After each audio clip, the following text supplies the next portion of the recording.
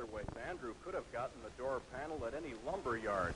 Other waypoint was backed up, at least in part, by a police crime lab. Couldn't be sure the panels were one and the same. Through the living room has two holes in it. This one I'm pointing to right here, 10 inches from the edge, and this one down here, 12 inches. This one I referred to being 25 from the top, and the second one 36 from the top. Now, as you open this, there's also, of course, a knob door in this one. As you open this door, there's blood behind the door. The top hole shows that the bullet was incoming. They fired through the door and hit the brother through the door. The brother fell here. Most of the blood is dried up, but you can see a little bit of it there and a little bit of it on the floor. The brother was shot 4 or 5 times, so after they came through the door, they shot him again to make sure he was dead. Mr. Montgomery, Dr. Constantino testified today that Mark Clark could not have struggled after receiving that shot through the heart. Now, in your mind, does this contradict the testimony of Officer Davis, who described a struggle? Yes, it seems to me that that was a very startling thing. We also learned that the bullet, which was in fact recovered from Mr. Hampton's body, was a bullet fired out of a carbine by Officer Davis. So that indicates also that Officer Davis may well have walked into that back bedroom, contrary to his testimony, and fired a shot into the body of Fred Hampton at one point in time or other. There were 6 of us assigned to the back door. I came up on the back porch. I placed myself to the right of the door. I put my head down enough so I could hear if there was any conversation in the building. I heard people talking in the front, and then I heard a loud shot, sounded like a shotgun. I backed up and kicked the door open. I started in, and before I could get past the threshold, there were 3 shots fired from the rear bedroom. They were directed directly at the back door as I was coming in. I backed out again. Only by the grace of God was one of our, or 2 of our police officers prevented from being killed when they were fired upon as soon as they announced their office and knocking on the door. On December 11, 1969, the Chicago Tribune carried a story that it characterized as an exclusive version from the state's attorney's office. Why was the disclosure made in the Chicago Tribune? Because that newspaper, the Chicago Tribune, in my opinion, gave a very balanced, fair report of the events that occurred. It has nothing to do with the class of people or the type of people that buy the Tribune as opposed to other papers in the city? Does anybody have a sensible question? Included in the exclusive was a photo carefully circled to show bullet holes supposed to be in the back door. The account that we made public yesterday gives a detailed explanation of what happened in that apartment. I stand wholeheartedly behind it as absolutely accurate. There is one inconsistency in, well, for example... I do not intend to quibble about that account. You intend to get the truth? The account that we gave of the events is the truth. One of the 4 pictures you gave the Tribune had 2 bullet holes on the right side of what was supposed to be the rear door. Henry had his lied before, and he's going to lie again. That hole that he's blown up in the papers is a hole of a nail. A close-up of a nail head. Plus a little bit of the door hatch. Plus the door hatch. Now, here you see the large nail heads being pointed out. I have said that we released the pictures. We have not characterized or described the conditions that they portray, other than to say that that is an accurate portrayal of that particular object. Do you know if any of the 4 pictures they received had portrayed bullet holes in any of the walls? Another photo claimed to show the bullet-riddled door across from the bedroom. The officers testified that the Panthers fired into that door from inside their bedroom. In fact, the door in the photo was the bedroom door, and the holes in the door were made by police gunfire at the Panthers. As you can see, bathroom door is intact. Not only the bathroom door, but the entire wall area is intact. there was a picture of the inside of the door to the bathroom. Yes. That door, our reporters discovered, corresponded to one on the front living room adjoining the bedroom. There were holes in the door. When the door was open, those holes corresponded to holes that were in the wall adjoining between the bedroom and the living room. And when they stuck a stick through the holes, they all matched up. I make, as I say again, I make no evaluation of the pictures other than to say they portray conditions as they existed in that apartment at the time those pictures were taken. This is the door that's supposed to contain numerous marks.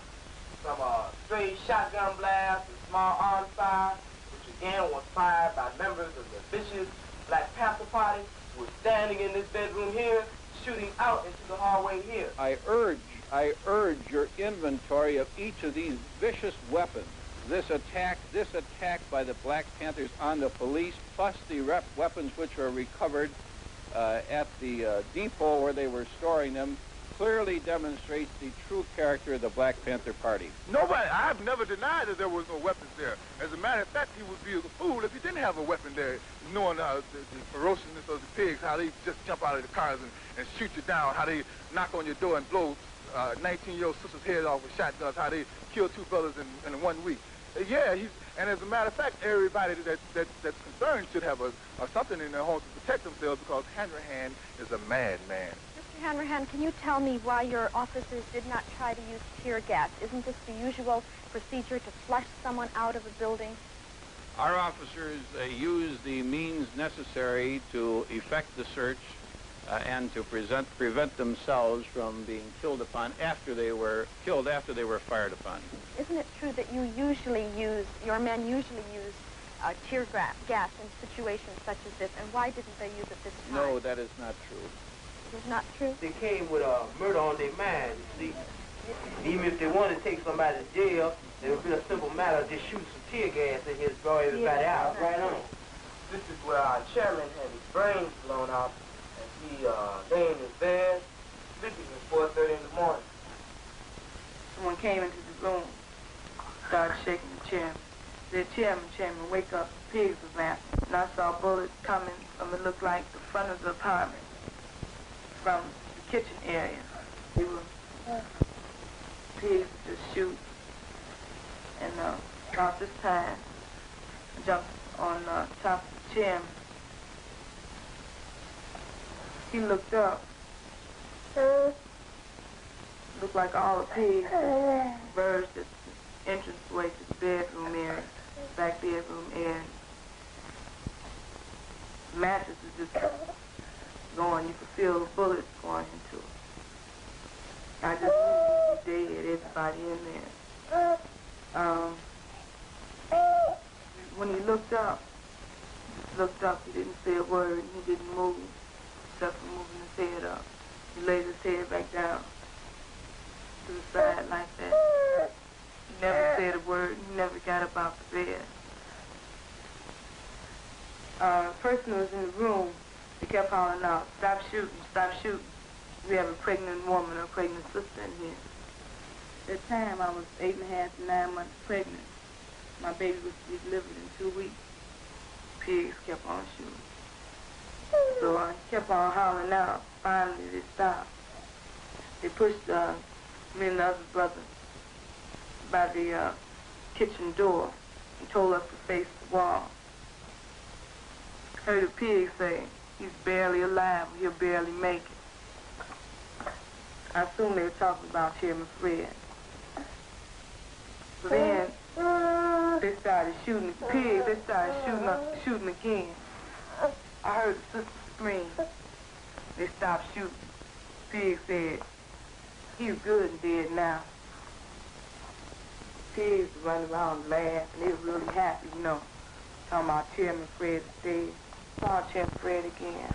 Inflammatory statements and false charges against our office have been made by spokesmen for the Black Panther Party and others, despite the fact that the speakers had no reliable knowledge about the occurrence. Well, the best account that I can give is the room that I was in and the actions of things surrounding me personally, you know.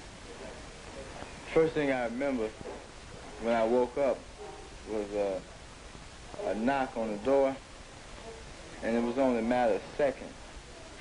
In fact, I'd say it was less than 5 seconds that I heard, shots. Now, the thing that struck me was that I not only heard shots, but I can see plaster coming out of the walls in my room. So I knew the bullets were coming through the room that I was in. I stepped over and I put the machine gun still on single fire, and I started from the left side of the wall, coming across, watching where the rounds were hitting, and I went over the girl's head, down on the other side of her, and continued fire across this wall. One strange thing about this wall is this: state attorneys, the stopper rating pigs say that they fired numerous slugs going up and downward motion, attempting to avoid hitting the people in the apartment here. You notice that all these slugs are on a straight line. You also notice that all were fired at a low level, at about bed level. Next thing I remember is someone, I think it was one of the pigs, told us to come out of the room, but there were still shots being fired. Now, I didn't know at this here time that people were coming through the back door, but I took it that shots were being fired in the back of the house and at the front of the house. And, they were all coming through the walls. The walls were nothing but plasterboard. A bullet come through the front of the house, it would go all the way out the back. Somebody told us to get out, but I remember we were so afraid and bullets were still coming that we remained on the floor. I heard another pause, and then one of the pigs told us that if we don't come out, he was going to put something in there that would really get him out. The idea came in my mind that he was going to shoot tear gas or something in there. We realize that there are still some people remaining in the front bedroom. We don't know whether they're injured or not, so I plead and I conjure, I beg them to come out. Please come out with your hands out, throw out your weapons. But the next thing I heard was a barrage of shots, real fast. And, we were hit this time. I started with the gun, still on single fire, being very careful and watching where each round hit on the wall. I walked them around the girl sitting on the bed and brought it all the way across the wall again. As I was doing this, Officer Davis was stepping up, and he started firing across the wall from right to left. I put one shot into the door. I put a short burst with the machine gun on automatic fire into that closet. I fired 4 or 5 shotgun blasts into the bedroom. The second form, still coming up, caught a blast as the gun came further across the room. They told me, to get up and walk. And I told them I couldn't. And then I think they hit me or did something. They told me they would kill me if I stayed there. So I kept trying. I managed, to get up, and I made a little hop. And I hopped out, I am taking the word of our policemen over what we understand is supposed to be a version provided by defense attorneys and by the occupants of the apartment. I was hit 5 times. I was hit 2 times in the stomach, 1 time in the leg, and I was hit grazed in each hand. Yeah. This is just a scar. I had to have a section of my colon taken out because of infection, and I was shot over here. I expect the general public to recognize the quality of these men's work, and the political consequences can take care of themselves. Of course I don't plan to resign. You change the story every time from newspaper to newspaper, from channel, one channel to another channel. You've had to change the story as we've brought up facts, truth about the evidence that he reportedly have given out, such as the nail heads, such as the bullet holes and whatnot in the walls. And it's only my conclusion is that Hanrahan, if he wanted to give an objective opinion about what happened here that morning, he would have to come to this apartment and find out, because he's dealing in a whole lot of subjective analysis, because the man haven't come to the apartment to find out what really did go down in the apartment. And we invite him here to see for himself the evidence that we have shown to the masses of people and to the public. And have you been at the scene yourself? No, I have not been at the scene. Based on available evidence, namely the physical condition of the home and its contents, the physical condition of the remains of Fred Hampton, the search warrant was merely a subterfuge, and the mission of the police was to murder and maim. This blatant act of legitimatized murder strips all credibility from law enforcement. In the context of other acts against militant blacks in recent months, it suggests an official policy of systematic repression.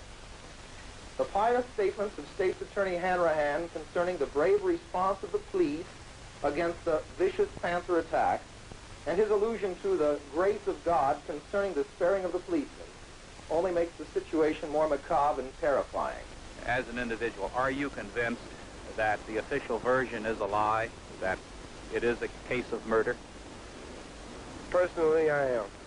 Anyone who went through that apartment and examined the evidence that was remaining there could come to only one conclusion, and that is that Fred Hampton, 21 years old and a member of a militant, well-known militant group, was murdered in his bed, probably as he lay asleep. It seems very clear to us that he was assassinated, and the police officer who did that assassination then walked away from it and said to other people, Bobby Rush is next. Now, all of you who know Bobby Rush know that he is the Minister of Defense of the Black Panther Party and also one of our clients. And all of you also, I assume, know that Bobby Rush's apartment was broken into last night, and also he's still alive because he was not in the apartment. Do you think if you had been in your apartment yesterday, you would have been shot by police? Yes, I would have been murdered. I still think there's a great possibility of people trying to murder me. All the moves in the past, the initiative has been on the part of the police. They've murdered Fred Hampton. They're out to murder me. It's like they'll murder anybody that's black in this country. Do you think there's going to be retaliation then by the Panthers? There won't be any retaliation by the Panthers. I think that the time will come when the people themselves will take the power that belongs to them into their hands and move to guarantee life, liberty, and the pursuit of happiness. We will not be forced underground until the people, we really feel satisfied that we've done our duty, performed our duty to educate the masses of the people to the injustices that the power structure inflicts upon poor people in this country. All the mass demonstrations that young people endorse that this is happening right now. Bobby, what's the next move for you personally? There's no personal anymore. I'm a people's man, so I do whatever the people decide. There's nothing personal about it whatsoever. And the Panthers will be there to serve the people in the end. Okay. Thank you very much. Of course, numerous people have attempted to make formal and informal investigations with a report by the grand jury for the Federal District Court in the Northern District of Illinois. Then I quote, "This report contains the findings of the grand jury after hearing nearly 100 witnesses and considering over 130 exhibits, including police records, photographs, moving pictures, transcripts of testimony before other bodies, voluminous investigative and scientific reports, and reports of investigative interviews with over 100 potential witnesses who were not called." And of course, among the main witnesses before the federal grand jury were the 14 raiders in the apartment, the police officers who were assigned to the state's attorney's office. The report tells us, contrary to some of their testimony prior to the grand jury proceedings, the report tells us that at 4 a.m. on December 4, Sergeant Gross briefed the 13 assembled officers and told them the location of the raid and that Panther arms were involved. That they were Black Panthers? No, we didn't. We just knew that, or we were informed that there were guns and contraband in the building. Did you have information that indicated that Fred Hampton might be there? Not to my knowledge. You just knew that there were guns and possibility of that these may have been Black Panthers? All we knew is there were guns in there. At this point, it appears that the people who are deceased were in the gun battle. Oh, they were definitely in a gun battle. You mean they were firing at police? Yes, sir. We saw the shots coming out of the two bedrooms. Sergeant Groth, of course, from the beginning claimed, along with his fellow officers, that a shot had been fired by a young Panther woman in the far corner of the living room door as the officers entered the door. The report, however, explains the impossibility of this account given by the officers. Reading again now from the report from page 181, it says, Groth, Davis, Jones, and Gorman, those are all officers, all insist that a shot was fired by Brenda Harris at them as they came in the door. None of them could explain what had become of this shot, and it is not possible to draw a line from the southeast corner of the living room, where Harris was said by Davis and Groth to be on the bed holding the gun, out through the living room door, the entrance hall door, and the outside door. There are no holes in the west wall of the apartment. Officer Carmody, when you knocked on the door, what happened? Well, I didn't actually knock. I heard our officers at the front announce their office and shots fired.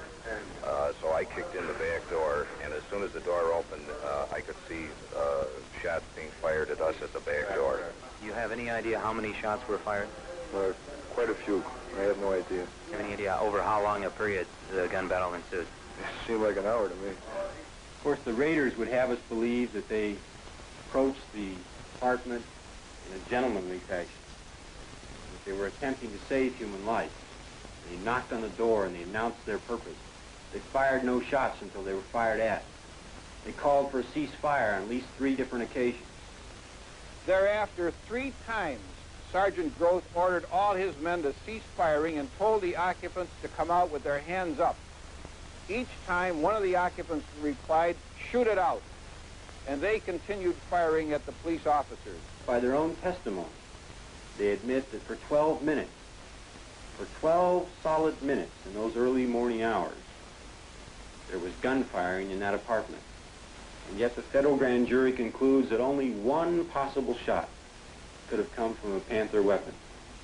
And that shot could have come through the door by a man who had just been shot in the heart.